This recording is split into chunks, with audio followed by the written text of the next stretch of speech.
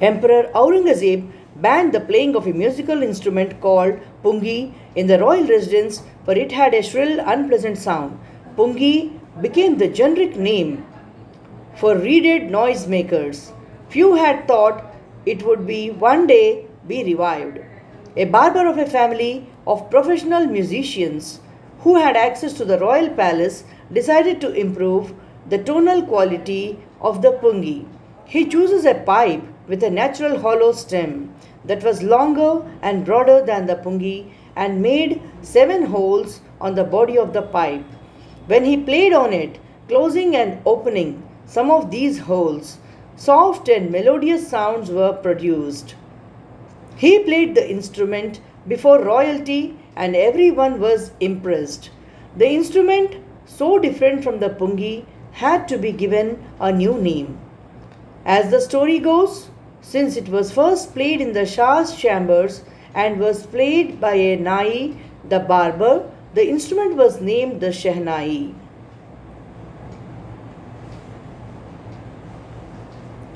The sound of the Shehnai began to be considered auspicious, and for the reason it is still played in temples and is an indispensable component of any North Indian wedding.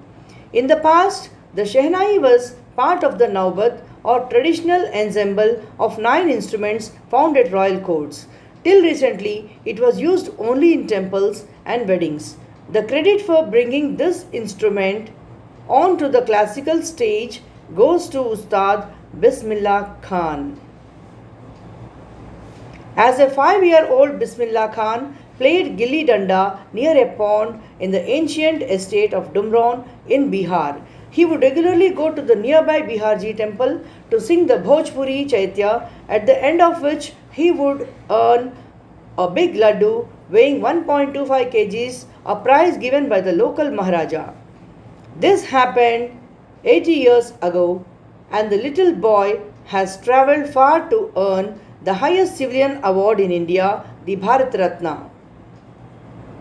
Born on 21st March 1916, Bissmillah belongs to a well-known family of musicians from Bihar. His grandfather, Rasul Baks Khan, was the Shehnai Waj of the Bhojpur king's court. His father, Paigambar Baks, and other paternal ancestors were also great Shehnai players. The young boy took to music early in life. At the age of 3, when his mother took him to his maternal uncle's house in Benares, now in Varanasi, Bissmillah was fascinated watching his uncles practice the Shehnai. Soon Bissmillah started accompanying his uncle, Ali Baks, to the Vishnu temple of Benares, where Baks was employed to play the Shehnai. Ali Baks would play the Shehnai and Bissmillah would so captivated for hours on end. Slowly he started getting lessons in playing the instrument and would sit practicing throughout the day. For years to come, the temple of Balaji and Mangala Mai and the banks of the Ganga became the young apprentice's favorite haunts, where he could practice in solitude. The flowing waters of the Ganga inspired him to improvise and invent ragas that were earlier considered to be beyond the range of the Shehnai.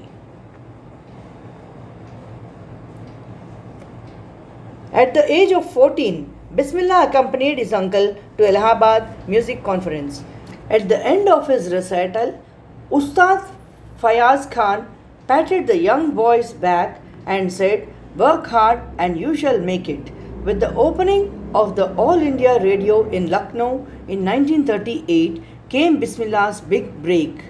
He soon became an often heard Shehnai player on radio. When India gained independence on 15th August 1947, Bissmillah Khan became the first Indian to greet the nation with his Shehnai.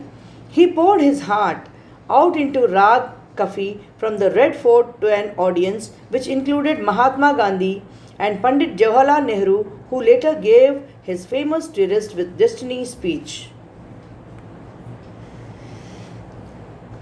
Bissmillah Khan has given many memorable performances both in India and abroad. His first trip abroad was to Afghanistan, where King Zahir Shah was so taken in by the maestro that he gifted him priceless Persian carpets, and other sovereigns. The king of Afghanistan was not the only one to be fascinated with Bismillah's music. Film director Vijay Bhatt was so impressed after hearing Bismillah play at a festival that he named a film after the instrument called Goonj Uthi Shehnai. The film was a hit, and one of the Bismillah Khan's compositions, Dil Ka Khilona Hai Toot Gaya, turned out to be a nationwide chartbuster.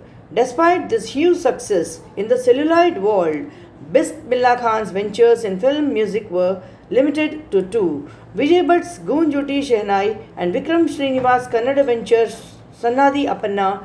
I just can't come to terms with the artificiality and glamour of the film world, he says with emphasis.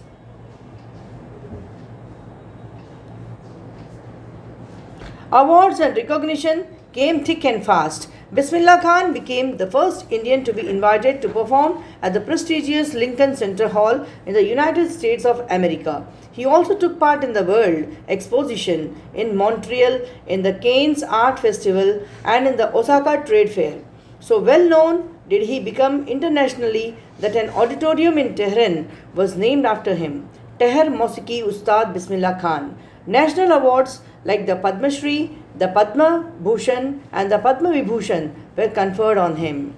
In 2001, Ustad Bismillah Khan was awarded India's highest civilian award, the Bharat Ratna, with the coveted award resting on his chest and his eyes glinting with rare happiness. He said, "All I would like to say is teach your children music.